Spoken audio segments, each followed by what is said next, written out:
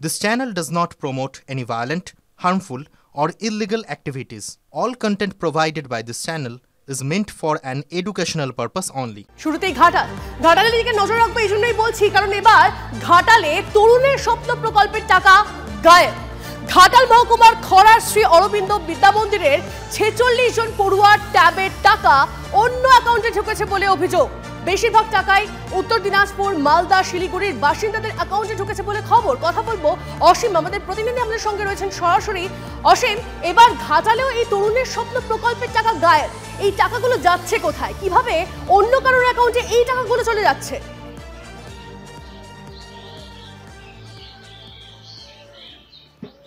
দেখো তন্নিষ্ঠা, একেবারেই, কারণ রাজ্যের বিভিন্ন জায়গার মতো এবারে ঘাটালের খড়ারের এই যে বিদ্যালয়, এই বিদ্যালয়ে একাদশ ও দ্বাদশ শ্রেণীর যে স্কুলের যে ছাত্রছাত্রীরা, তাদের কিন্তু ট্যাবের টাকা কিন্তু গায়েব। দেখো স্কুলের পক্ষ থেকে আমরা যেটা জানতে পেরেছি যে প্রায় 200-এর উপরে স্কুলের এই ছাত্রছাত্রী, তাদের টাকা কিন্তু সকলেরই কিন্তু গড়মিল না হলেও 46 জনের কিন্তু টাকার একটা গড়মিল হয়েছে। সেই বিষয়টা কি না অন্য অ্যাকাউন্টে চলে গিয়েছে। দেখো স্কুলের যে শিক্ষকরা জানাচ্ছেন যে তারা যখন পোর্টালে তাদের যে তথ্য আপডেট করছিল, সেই সময় কিন্তু একটা সমস্যা কিন্তু তারা সম্মুখীন হয়েছিলেন। তারপরেই কিন্তু এই যে টাকা গায়েব, তারা যখন স্কুল কর্তৃপক্ষ জানতে পেরেছে, দ্রুত কিন্তু তারা স্কুল শিক্ষা দপ্তর থেকে শুরু করে ব্যাংক কর্তৃপক্ষ সকলের সাথেই কিন্তু তারা কিন্তু দ্রুত যোগাযোগ করে। দেখো যোগাযোগ করার পরেও কিন্তু সবথেকে একটা বড় সমস্যা হয়েছে। স্কুল কর্তৃপক্ষ আমাদের যেটা জানিয়েছেন যে তারা যেটা জানতে পেরেছেন যে 22 জনের যে অ্যাকাউন্টে টাকা ঢুকেছে, সেই 22 জনের টাকা কিন্তু সেই অ্যাকাউন্ট থেকে তুলে নেওয়া হয়েছে। 46 জনের মধ্যে এই টাকাগুলো, যেগুলো যে টাকা যাদের কাছে যাওয়ার কথা, সেই টাকা তাদের কাছে না গিয়ে অন্য কোথাও চলে যাচ্ছে। কিন্তু এটা তো বন্ধ হওয়া প্রয়োজন, নজরদারি প্রয়োজন। অবশ্যই আমাদের নজর থাকবে। ধন্যবাদ অসীম।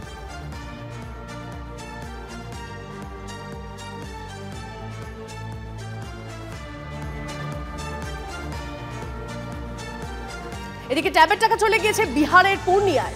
ইসলামপুর থানায় অভিযোগ দায়ের 2টি স্কুলের প্রধান শিক্ষকের। ট্যাবের টাকার নাম এন্ট্রির সময় অর্থাৎ জুলাই-আগস্ট মাসেই হ্যাক হয়েছিল এই পোর্টাল। খবর সূত্রে টাকা রায়পুর হাই স্কুল এবং চক ইসলামপুর এসএম হাই স্কুলের 5 ছাত্রের টাকা অন্য অ্যাকাউন্টে চলে গিয়েছে বলে অভিযোগ। মামলা দুটি বহরমপুর সাইবার ক্রাইম থানায় পাঠিয়েছে ইসলামপুর থানার পুলিশ। আর এই যে দিকে দিকে ট্যাব কেলেঙ্কারি, এই ট্যাব কেলেঙ্কারির তদন্তে নেমে পুলিশের হাতে আসা তথ্যের ভিত্তিতে আতশকাচির নিচে চলে আসে রাজ্যের কয়েকটি সরকারি স্কুলের ডেটা এন্ট্রি অপারেটর এবং কম্পিউটার শিক্ষকরা।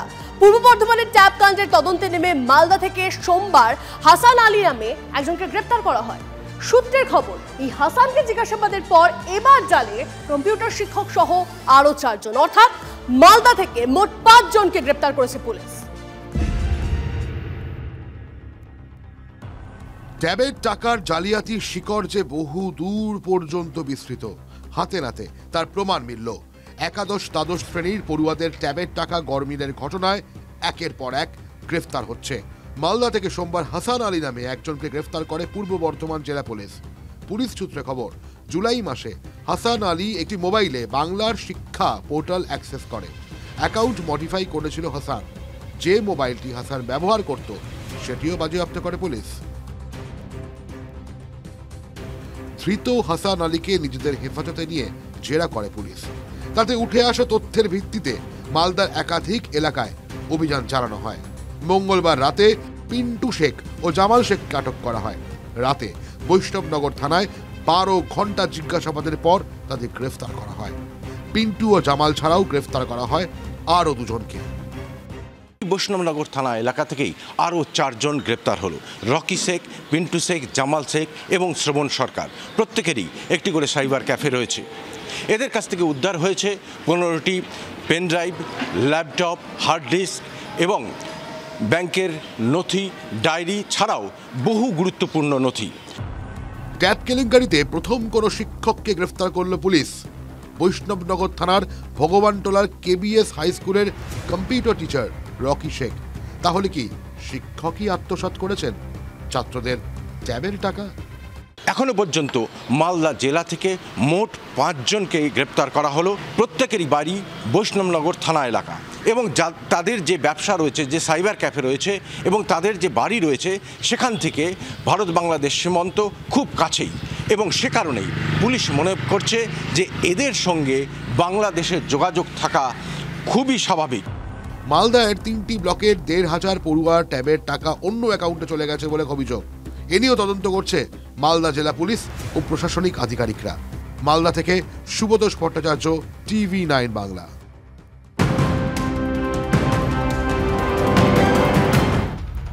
এই মুহূর্তে আরো একটা ব্রেকিং নিউজ দিয়ে আপনাদের। অশান্ত মণিপুর, বাড়তি 2,500 আধার সেনা পাঠাচ্ছে কেন্দ্র। বাড়তি আধার সেনার অধিকাংশ মোতায়েন জিরিবাবে অশান্তিতে এখনো নিখোঁজ 6।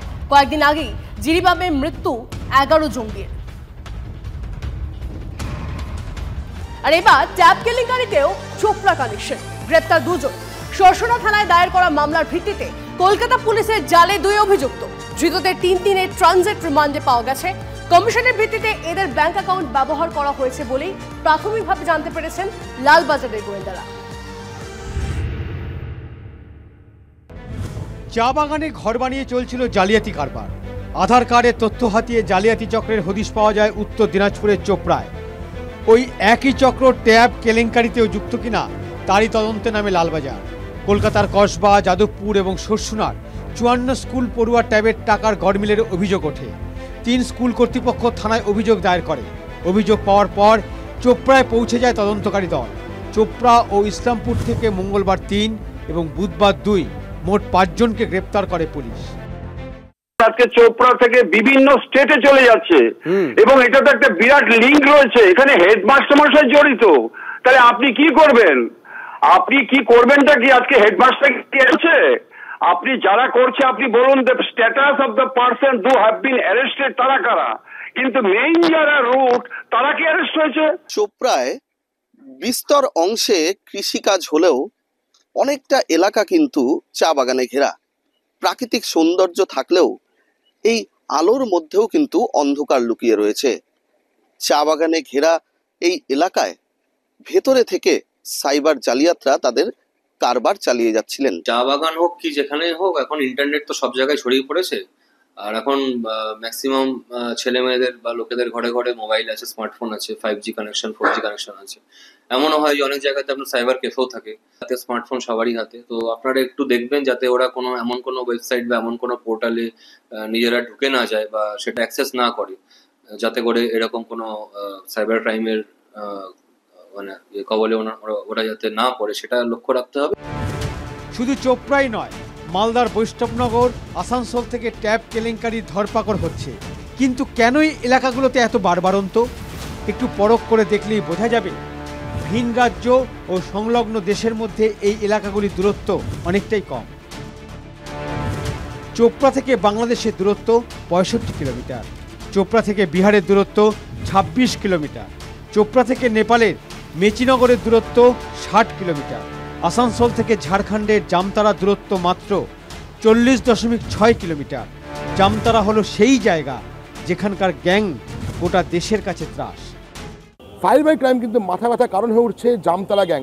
এই জামতারা গ্যাংয়ের প্রসঙ্গ ট্যাব কেলেঙ্কারিতে কিন্তু মন্ত্রী ব্রাত্য বসুর গলাতে উঠে এসছে। জামতারা এই যে জায়গাটি যেটা বারবার করে দেশের ত্রাস, এই সাইবার দুর্নীতির দেশের ত্রাস, এই জামতারা কিন্তু আসানসোল থেকে মাত্র 40.6 কিলোমিটার দূরত্ব। অন্যদিকে মালদার বৈষ্ণবনগর থেকে ঝাড়খণ্ডের সাহিবগঞ্জ 68 কিলোমিটার দূরে।